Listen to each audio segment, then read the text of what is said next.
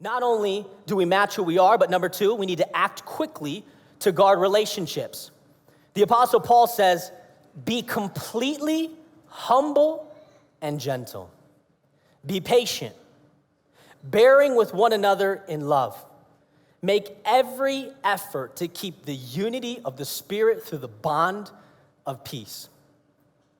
So the Apostle Paul here is now going to go through 5 different characteristics, 5 different ways to walk, to live in a way that will bring relational unity into your story. And I'm not going to be able to go deep on all of these because of just time's sake, but what the picture is here is these are stepping stones. So the Apostle Paul is saying, if you take these 5 steps and walk on these 5 stones and live in this type of way, this is the way that you usher in relational unity. This is the way that you have peace and unity with other people. So the first one he says is, we need to be completely humble. Every time I think about defining humility, I think it's harder to define humility and easier to show and see humility in other people.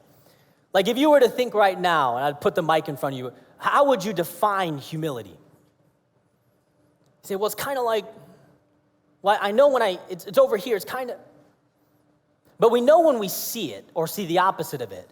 Someone that's egotistical, full of themselves, prideful, always talking about their achievements.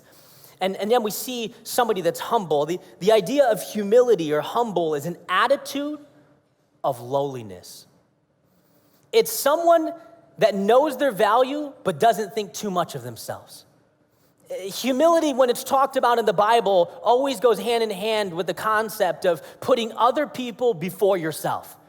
Not just thinking about what you need or what's best for you, but what is best for these other people. How does it help these other people? When we talk about humility in relationships, it is so powerful, but so challenging. I'll never forget, I had a relationship with this friend. I was discipling him, and I tried to work with him to kind of squash some relational tension with 2 other friends that he had. And he got mad at me because I challenged him to ask for forgiveness from these people. And so I found out through the grapevine that he had a problem with me. And I felt like, hey, I don't have any problems with him. I just did what I needed to do. I addressed it. I don't have any issues. My heart's not unclean. But in that season, I think we were in a fast. We were going to these worship gatherings, and every time I go to the worship gathering, the Lord would bring him to my mind. And I knew exactly what the Lord was saying. Bring him to my mind, randomly. I'm like, Lord, I'm not thinking about him. The Holy Spirit just bring him to my mind. Bring him to my mind. And I knew the Lord wanted me to deal with my relationship with that person.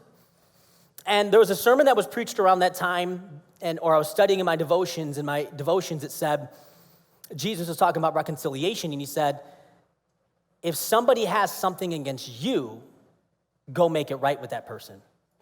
I thought, yeah, I don't like that verse. I like to function where if I have something against you, then I know it, and then we'll make peace. But if you have an issue with me, that's on you. You got to come to me. And what Jesus is saying, no, Josiah. That I'm actually calling you to live in such a way that it's countercultural, that you would actually lower yourself and humble yourself. And for the sake of that person, be the initiator to seek reconciliation, to make things right, and actually find peace even when you are not the offending party. And so I remember I was on the highway, I called this brother and I said, hey, it was so tough to do. I was like, I don't want to do this. But I called and I said, hey, I want to be at peace. If I did anything that hurt you, or I want to apologize, and I apologized. And after a few minutes, I heard a sigh on the other end of the phone. He said, thank you so much for doing this. He said, I just felt like I was carrying something and I need to release it. Thank you so much for taking this step. And then he went on and apologized. And I thought, you know what? Maybe this brother didn't have the strength in that moment or the maturity in that season to be able to get himself to apologize first. But I shouldn't have to wait for him. I should humble myself and say, Lord, this is what it means to be united. This is what it means to fight for unity. This is what it means to be at peace with people. Is sometimes when we blow it with our kids, our spouse, our neighbor, our coworker, we humble ourselves, take the lower path and say, you know what? I'm going to apologize, and not just so that they can apologize back to me, but I'm gonna apologize to start the initiation of reconciliation.